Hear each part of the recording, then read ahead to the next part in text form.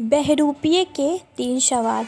एक दिन बादशाह अकबर अपने दरबार में अपने सहयोगियों के साथ बैठे थे। राज दरबार लगे काफ़ी समय बीत चुका था, लेकिन मियाँ खुसरो अभी तक राज दरबार में उपस्थित नहीं हुए थे। काफ़ी देर बाद अचानक मियाँ खुसरो आए।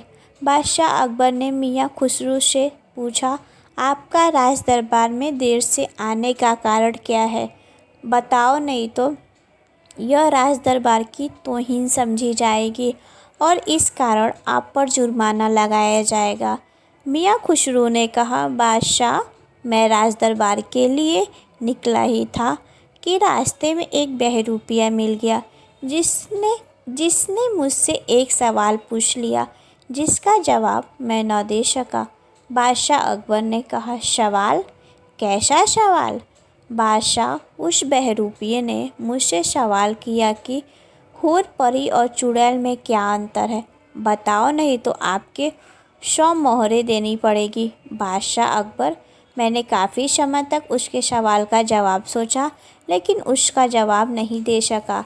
इसी कारण से मुझे आने में देर हो गई और मुझे 100 मोहरें भी देनी पड़ी।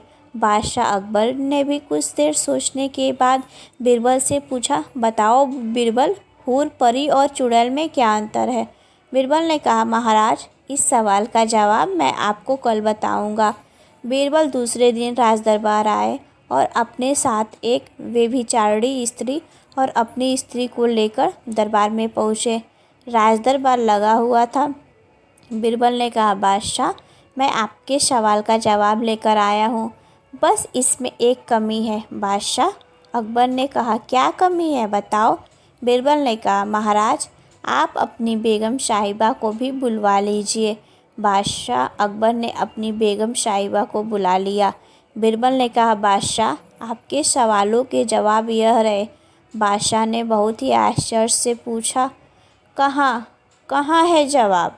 बीरबल ने कहा, महाराज, यह व्यभिचारिणी स्त्री है जो कि हूर है, मतलब जन्नत में मिलने वाली सुंदरी।